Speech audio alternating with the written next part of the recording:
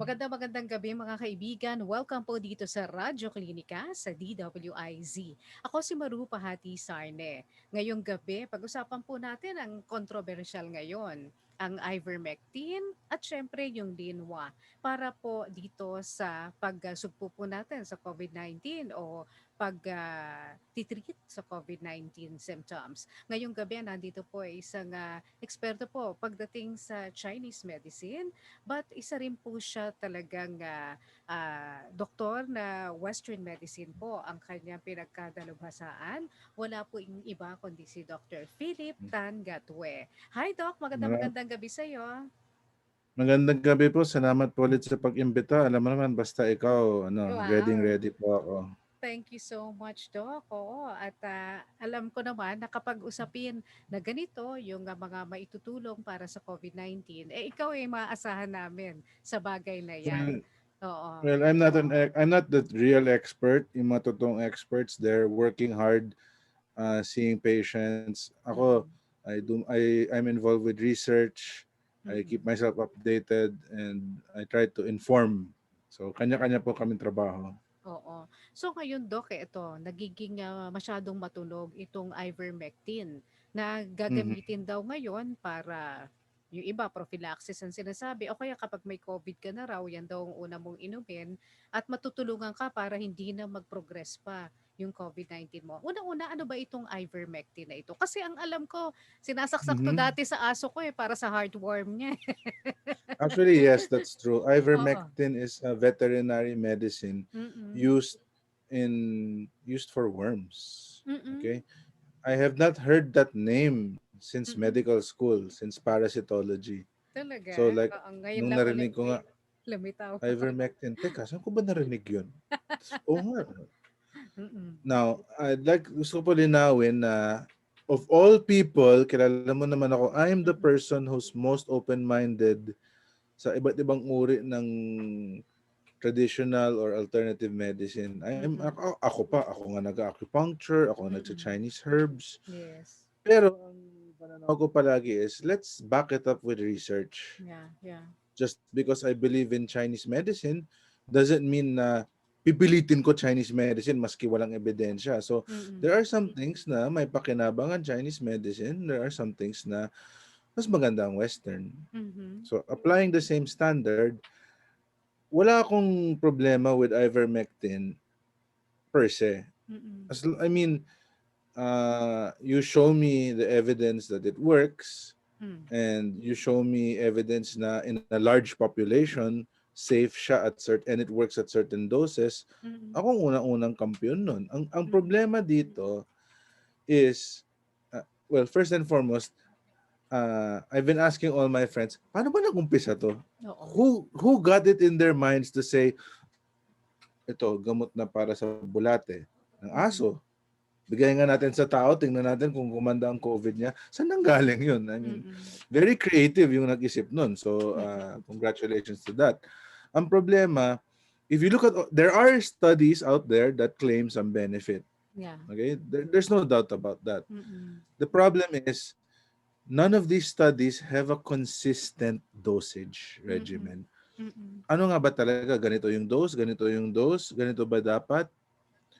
So unless we have a standardized dosage regimen, it's hard for us to claim na epektibo siya para sa maraming tao. mm, mm, Even in Chinese medicine, we have standardized dosages for each ingredient in a Chinese formula. mhm, At sasabihin natin na pwede mong baguhin pero kailangan ganito yung ratio. So may mm, standards pa rin. mm, With ivermectin, we don't have that. So hindi po natin sinasabi na wag natin i-consider. Ang sinasabi natin, teka, let's not rush into it as a miracle drug mm, because we have no studies that say na, oh, this dose this is the mm, dose we'll use on a large scale population.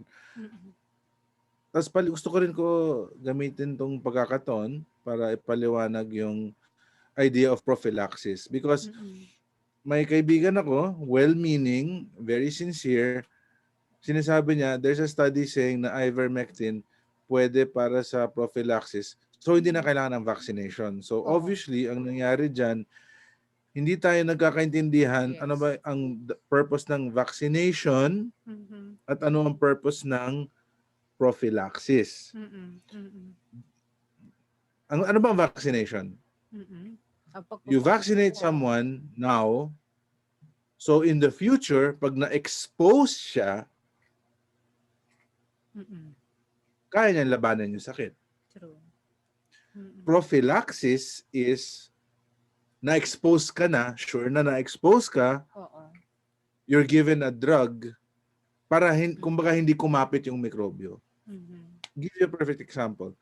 We don't have a vaccine for HIV, Mm. but we do have prophylactic regimen for HIV. Mm. Kunyari, kinunan mo ng dugo yung AIDS patient, tapos accidentally nasaksak ka, they Mm. have a regimen of drugs to give you to hopefully hindi kumapit yung infection. Mhm. So, but do we have something na, o sige, turukan mo ako para in case in the future ma-expose ako sa HIV or AIDS, wala akong problema. Wala pang Mm. ganun. So, Oo. nakikita po natin yung diferensya. Mhm. So, for ivermectin to be compared to a vaccine, kailangan forever ka na mapoprotect or you'll be protected for a long time. But that's not what happened. Oo. So, we have to clarify that you cannot compare prophylaxis to a vaccine Mhm. unless gusto mo inumin araw-araw yung ivermectin for the rest of your life, Mm. patay naman ng atay at bato Oo mo nga. dyan. Oo nga. Oo, kasi ang sabi anti-parasitic ito. Kahit sa tao raw pala, yun ang gamit niya eh. Anti-parasite to. Baka lumabas Well, lang yung mga yes. bulate natin dyan. And there are other antiparasitic medications Mm. that are more suitable in dosages, in other words, for children or Mm. adults. I leave that to the parasitologists. Sila yung expert doon. Mm. All I know is, I don't think we can promote ivermectin yet because Mm. of the simple fact na, ayan, tingnan Mm. natin dito. This is another big problem in terms of science understanding. Yes, yes. Note what the journal article says. In Mm. vitro. What Mm. does in vitro mean? In vitro, in laboratory conditions. Mhm. Okay? Oo. What are the problems with that? Mm. How much dose can we replicate the dose needed there sa Mm. katawan natin? Kasi when we take a medicine, dadaan pa yan sa ating atay, Mm. dadaan pa yan sa ating kidneys.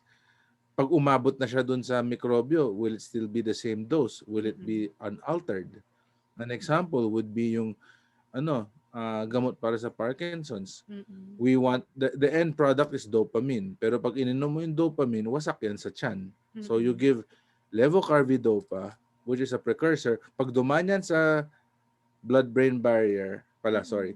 pag dumaan sa blood-brain barrier, na-convert siya to the final product. Mm. In other words, hindi porket ininom mo, tuloy-tuloy na. Oo. Not to mention, there are drugs or there are chemicals nagagawa niyang patayin yung mikrobyo or patayin niya yung cancer cell Mm. in vitro. Sa laboratory setting, ibig sabihin nun. But in real life, does it work? That's the Yung ba yung question. in vivo, in real life? In vivo. Di ba? Oo. Vivo. Mm. Uh, when we say vivo in Tagalog, di ba? Full of life, Buhay. Oo. masigla. So Viva. in vivo, Mm. in life, in the Naku. real life situation. Mm. So, sa So, laboratory lang pala. Oo. So, paano yan? Yung mga nakainom but na ng... we, Kasi marami nang uminom, Dok. Kasi nga natakot sila, tumataas yung mga kaso natin eh.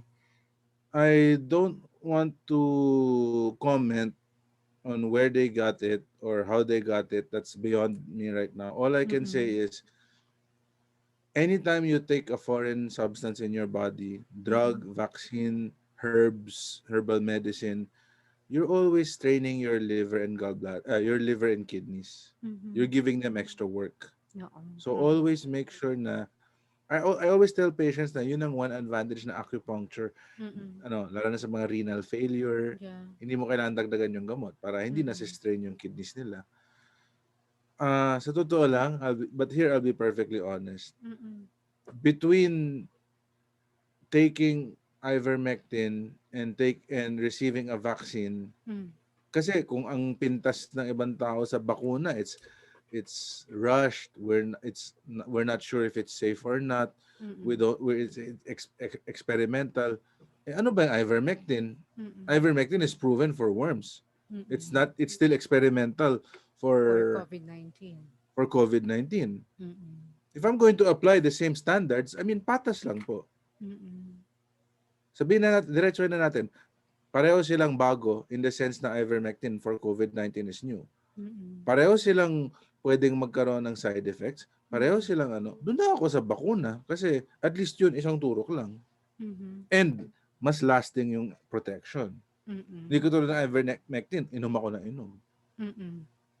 If I'm going to take something for that, don't I want to be sure? Kasi long term eh. Oo nga. If you remember, they said the same thing about HCQ Mm.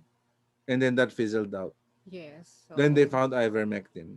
Mhm. So what's going to happen with the difference is with HCQ, okay, mukhang walang epekto.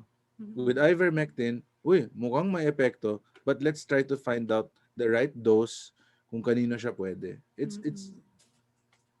Kasi yun nga ang mahirap, uh parang 'pag nakabalita tayo, "Ay, okay, effective 'to sa COVID." Takbo tayo ro'n, eh.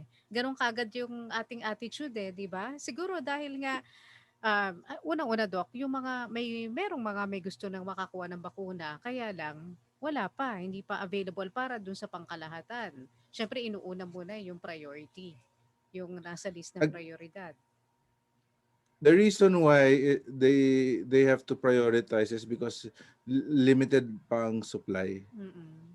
So that's not purely medical anymore. There's a Mm. little bit of politics, obviously, international diplomacy, Mm. business negotiations, legal aspect. Mm. So it's hard for me to comment further on that. But I think what's important is when you get the vaccine, Mm. uh, try to get it. I mean, whatever's available. Doctors are on Mm. standby naman to evaluate if the treatment is appropriate for you. Mm. And I mean, the technology is, some of it is new, some of it is tried and true. But either way, dumadaan naman yan sa proseso. And I think the problem po, if I may say so, is that kailan nagkaroon ng fundamental mistrust ang tao sa health professionals? Mhm. Kasi this whole thing, bakit yung tao ayaw maniwala sa bakuna minsan or Mm. ay gusto maniniwala agad sa sabi kasi ng kapitbahay. Maski sabihin ng doktor na wag, sinabi Mm. kasi ni kumpare, so susunod. Minsan ang feeling nga ng doktor, ba't pa ako nag-aral? Mm. So I'd like to examine where did that mistrust come from? Mm. May mga What do you anti-vaxxers think? kasi, internet, social media, 'di ba? At saka Uh, 'pag I think sinabing yes daw. I think social media just made it worse, but the initial anti-science mistrust was planted long ago Mhm. when people start thinking na ay, ang doktor, gusto lang tayo bentahan ng gamot or gusto Mm. lang tayo operahan para pagkakitaan. Mm. Let's be honest, that has happened. Yeah, yeah. Totoo. Pero so Doc, ito naman may isa pa na dati nang, napag-usapan natin dito 'no, yung Mm. tungkol sa Lianhua Shingwen 'no, Yes. na sinasabing ito naman daw ay iinumin din na may COVID-19 na. Pero hindi nila alam na dapat pala may simptomas ka muna ng pag-ubo at saka yung kahirapan ng, paghinga o nagwi-wheezing before ka Ag- magte-take nito. so naalala niyo po yung Oo, sinasabi ko noon. And oo that's actually in ginagawa the ng product. Nasa prophylaxis kahon 'yun. siya eh. Oo. Nasa kahon siya eh. I mean, uh, is that the one with the English? Because Wala, the official imported one mm. is May English actually na. kumpleto siya. Ay Even naku, the product insert, kumpleto siya nakaano na 'to. May product insert siya, kaya lang nasa ano in pa, Chinese. Chinese, oo. So that was probably here noon pa Oo. before the product was approved by the Mm. FDA. Kasi Mm. ngayon, hypothetically, hindi na dapat na import yan kasi meron na tayong Mm. legal importer. Mm. Disclaimer lang, I'm connected with that company. Mm. So, baka isipin ng tao, tinutulak ko lang kasi Mm. konektado ako sa kanila. I will go on record to say na most of the time people ask me, pwede ba to, pwede ba to, pwede ba to? I stick to the traditional use, I stick to the science. Pag hindi pwede or hindi dapat, sinasabi ko hindi dapat. Mm. Okay nga kayo, ma'am, naalala niyo pa yung sinabi ko dati eh. Oo nga, Dok, kasi, yung nga rin na sinabi ko dun sa mga kakilala ko 'no, na ngayon may mga COVID symptoms. Yan daw ang isa sa Mm. mga nireseta sa kanila, hindi na maipinaliwanag na dapat pala kapag may pag-uubo na at saka wheezing, ginagawa nilang parang prophylaxis para dun sa mga na-expose sa COVID-19 na hindi pa sigurado kung meron na silang COVID. So, If hindi ever that would be prophylaxis 'to, oo. if ever that would be off-label use, I can talk Mm. about the science. The two main Mm. ingredients kasi of Lianhua Qingwen Mm. capsules, Lian Qiao and Qin Mm. Inhua, have proven antiviral activity according to Western scientific Oh, studies. okey. Antiviral in general. Kaya nga Mm. ginagamit din siya for at least 500 years for flu-like symptoms or sore Oh, throat. mm. Ako personally, if you've heard Mayor Abalos talk about his experience with Lianhua, Mm. sabi ko, that sounded like me when I was in China at tinangkaso ako. Mm. I mean, sore throat. Oo. May ininom akong herbal formula based on the two main ingredients, Lian Xiao and Qin Inhua. The Mm. effect was similar. Mhm. Pi- Parang pinawisan ako, nawala yung sakit na lalamunan ko. Mhm. So, yun din ang kinuwento ni Mayor Abalos. Oo. Pinawisan siya and the symptoms disappeared. Oo. Mhm. Pero, sa COVID-19, so papaano mo ito iinumin, kailan lang? Kailan lang dapat ito inumin? Let's answer that question by looking at the actual FDA papers. Mm. It's approved as a traditional medicine, Mm. meaning that it has been approved for traditional use. Mhm. Kasi, uh, ano ba yung traditional use ng herbal formula na to? The Mm. two may I've said this before and I'm just repeating it for clarification. Lianhua Qingwen literally means Lianhua, two ingredients, clear heat or pangtanggal ng inflammation capsules. Mhm. It's based on two herbal formulas, one from 200 AD and one from around 1600 AD. Mm. Masing shikantang is usually used for cough with wheezing, Mhm. asthma, ganon. Mm. And in San is usually used for the early stages of flu. Yung, uy, medyo ibang pakiramdam ko, masakit Mm. lalamunan ko, medyo sinisina, medyo may lagnat na ako konti. Mm. Inom para mawala agad yung, or ma-resolve agad yung symptoms. Mm. Kasi normally with viral infections, lalo na yung mga flu-like symptoms, basically Mm. it's just hope it gets better. We hydrate, we rest until we get better. Mm. With Lianhua Jingwen was formulated based on traditional use of these old formulas. Mm. So, i-combine mo yung gamit nila, flu-like symptoms, so lagnat, sakit ng katawan, combined with cough na medyo wheezing, maplema, ganun. And parang hirap huminga. Mm. Para masing kantang helps with asthma, for example. Oh. Mm. Although in the future, I mean, that's 1,800 years ago. Mm. During that time, they developed other formulas.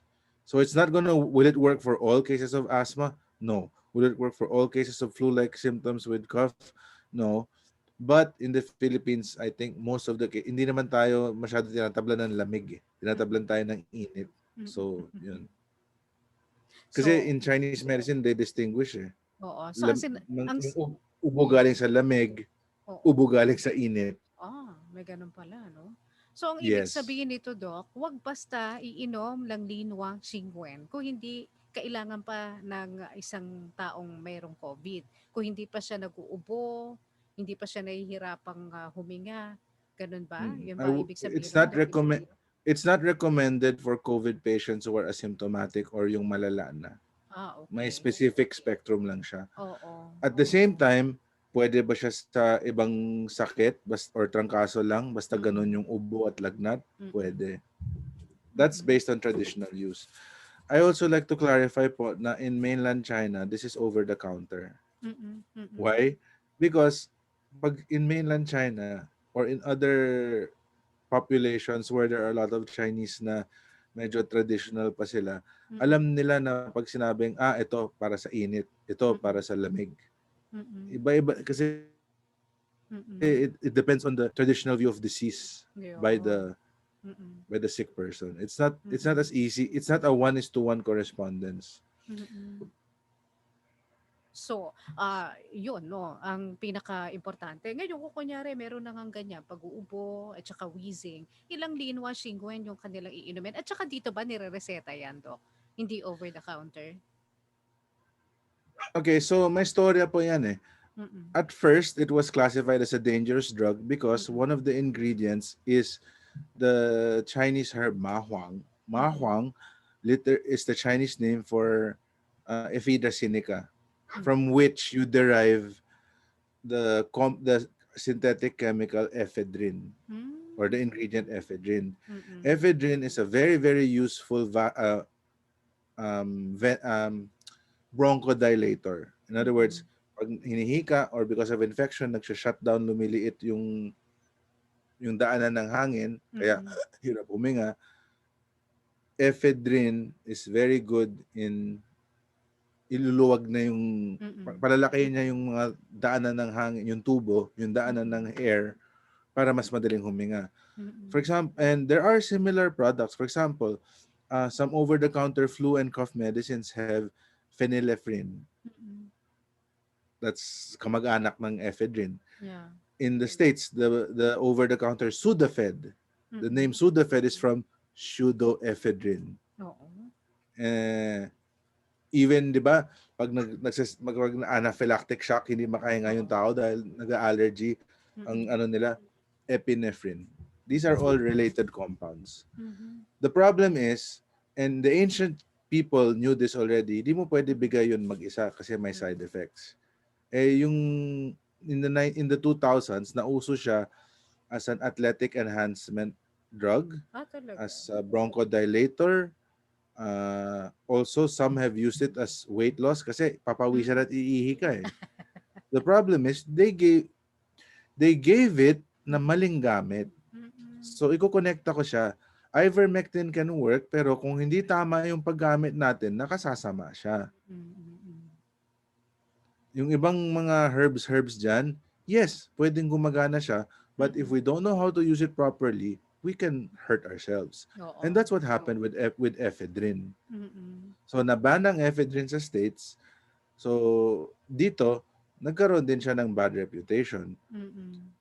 And also, let's be honest, ephedrine is also can be used as a precursor to shabu. Yes, That's why yes, in yes. 2018, it was Oo. included sa list of dangerous drugs. So ngayon, kailangan ireseta Wait, 'yan dito sa atin, Doc? I was gonna get to that. So Mm. at first, kailangan mo ng S2 license. Mm. But upon presentation to the Dangerous Drugs Board, Mm. it was proven by their own studies na even if ephedra, the plant, is one of the ingredients of Lianhua, Mm. studies have shown that there is no ephedrine almost. Wala Mm. in the Mm. finished product. Mm. So the Dangerous Drug Board, they when this was pointed out to them, they realized, so ba't pa ba nasa dangerous drugs to? Wala naman yung ephedrine. Tinanggal, oo. So temporary tinanggal. So Mm. after 1 year, I'll probably be testifying against them again, not against, testifying in front of them again and explaining to them na, look, we have this study from China. There's no ephedrine. There's no ephedrine. We have this study by the DDB. There's no Mm. ephedrine. There's this study published by a British journal. Mm. There's no ephedrine. There are over 60 different compounds in Lianhua from 13 ingredients, not a single ephedra alkaloid. Mhm. So, if there's no ephedrine, there's no problem. Mm. We don't Okey. have to worry about the side effects kasi wala siya. We don't have to worry about the dose. Kasi ang problema, people understandably, they're so afraid of ephedrine because yun nga nangyari sa States. Yeah, But yeah. I would like to point out that in Japan, research has shown that 72% of MDs like me, they prescribe Japanese herbs. Mm-mm. And Japanese herbs are based on Chinese herbs. Yes. And Okay. Mm-mm. in 2018 alone, out of about 100,000 prescriptions, the top three herbal formulas in Japan, two of them have mahuang, ephedra. Mm-mm. Mm-hmm. So they know how to use it. They have no problem. Oo. So So, that's mm-mm. so right now Mm-mm. it is no longer an S2 dangerous drug. Any physician can prescribe it. Mm-mm. But we're going to argue also. I think the company is going to put forth the argument. Kasi ang trabaho lang ng Dangerous Drugs Board is to say, is this dangerous and should be Mm-mm. regulated or not? Mm-mm. Whether or not it's over the counter or by prescription is up to the FDA. Oo.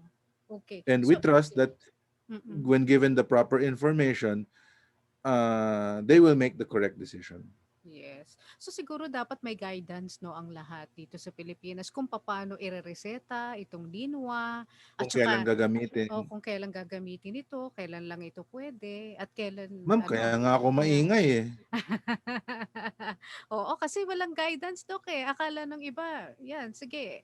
Kahit yung ibang mga natural medicine doctor, eh, dahil akala nila yun ang pagkaka-approve dito sa Linwa eh, basta na lang din ibinibigay. So, dapat meron silang guidance. Just recently, and I'm Mm-mm. also saying this for the information of everyone listening, ang Mm-mm. ating mga kababayan, Mm-mm. meron na tayong National Certification Committee for Traditional Chinese Medicine. Mm-mm. So, we certify, wala pa kasing licensure eh, but we Mm-mm. certify practitioners, we certify clinics. I'm one of Mm-mm. the first five to be invited as a member. Mm-mm. Okay. Mm-mm. And one of the things we're trying to do is to get the FDA to have a division for Chinese herbal medicine. Why? Yes, dapat. Oo. Because I'm talking with some of my colleagues in the Department of Pharmacology. Mm-mm. They actually have no problems with Chinese herbal medicine. Mm-mm. What they have a problem with, and I agree with them, is kulang pa tayo in trained practitioners on how to use them. Mm-mm. Kasi the problem with a lot of well-meaning practitioners is they think na ganun-ganun lang. Oo. No, Chinese herbal medicine is I'm not going to sugarcoat it. Chinese herbal medicine is hard. Mm-mm. You think acupuncture is hard? Chinese herbal medicine is 100 times harder. Mhm. Dalawang tao, trangkaso. I'm simplifying pa nga. Mm. Parehong giniginaw. Yung isa pinapawisan, yung isa hindi. Totally different herbs. Ang Totally different. gagamitin. Mm. So, So, hindi pwede yung basta-basta bigay ng oo. bigay. Chinese herbal Hindi parang medicine one size is, fits all, 'di ba? Oo. palagi nila sinasabi, Chinese herbal medicine has less side effects and is customized treatment. If Mm. it's that way, it's because we really interview, we really Mm. it's a good thing though that there are some herbal formulas na pwede siyang not one size fits all but one size fits many. Mhm. So Mhm. Lianhua is one of those herbal formulas na one size fits a lot but not Mm. one size fits all. Yes, oo. So Doc, kung kunyari gusto nila magpatingin sa'yo, lalo na itong mayroon ng mga COVID symptoms, pwede ba na ikaw ang kanilang pupuntahan at tatanungin para magabayan I'm sila kung actually ano ang kanilang gagawin? I'm actually thinking of having regular online consultations either on my Facebook or on Mm. Viber because number one, there are some things that people really need to ask. Yeah. They don't need to come see me because Yeah. as much as possible, we want people to stay indoors. Yes. Um, I'm really seriously considering it. Yes, you should, Doc. Oo, kasi para mas Uh, malinawan yung mga kasi kababayan natin at magabayan. Oo. my practice is mostly acupuncture pa rin eh. So, Mm. alam nga namang iti-telemedicine ko yan. Sabihin ko, O, okay, dito mo medyo ipasok. sa, dili. medyo konti kaliwa pa. Hindi pwede gano'n. So, for acupuncture, we'll do that. Tsaka for Chinese herbal medicine, normally kailangan ko pa rin kapain yung pulso. Pero Mm. if I can't do that, there are other ways. We can Mm. interview, look through the screen, Yes. and important yung history taking. So Yes. I'm leaning towards it. I haven't decided yet. The moment I actually decide on that, you'll be the first to know. Yan, sige balitaan mo kami, Doc. At dito natin i-announce yan sa Radyo Klinika. Yes. In the meantime, I have a Facebook page. Yes, oo. Just search my name. Oo, feel I'm tan gatwe. Oo. or Philip Tangatwe Mm. acupuncturist. Yung not the profile page pero yung Mm. you can post questions and everything. I'll try my Oo. best to answer. In Ayan. fact, one reason why naging maarte ako sa ilaw and Mm. green screen is I'm also gonna start doing a series of videos trying to explain a bit about Chinese medicine para other people will have a better idea on what's going on. Ayan, oo. Okay, meron ka palang vlog dati, Doc, sa WordPress. Anyway, Doc, thank you Yeah, so much. Oo. I switched from WordPress na nga eh. Pero oh my Ah, god, that picture still there? oo. Long, long ago pa ba yan? Anyway, Oh Doc, my thank god, you. payat ang payat ko pa oh.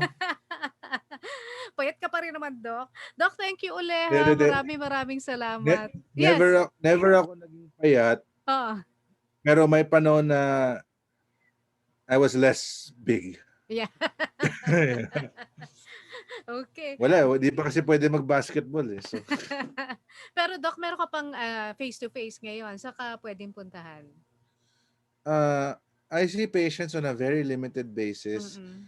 sa Philippine General Hospital, Mm. QualiMed, yung Faculty Medical Arts building. I Mm. also see patients in Oasis Acupuncture Clinic in Quezon City. Mm. Pero twice a week each lang kasi Mm. talagang for the patients who really need it. Like I Mm. have stroke patients na and Bell's palsy na hindi ko pwede pabayaan eh. So Mm. safe naman po because we try to stagger it so that not too many people at one time. Mm. And then we clean the bed and the room after every acupuncture patient. Mm. And talagang sira na yung balat ko sa kamay sa kakahugas ng kamay. Oh, Kung kaka-alcohol. dati, Mm. mga 5 times naghuhugas, ngayon 20. Grabe. Kailangan. Doc, thank you so much again. Maraming maraming Anytime. salamat. Oo, Dr. Philip Tan Gatwe. Maraming maraming salamat. Maraming salamat din po. Bye, Doc!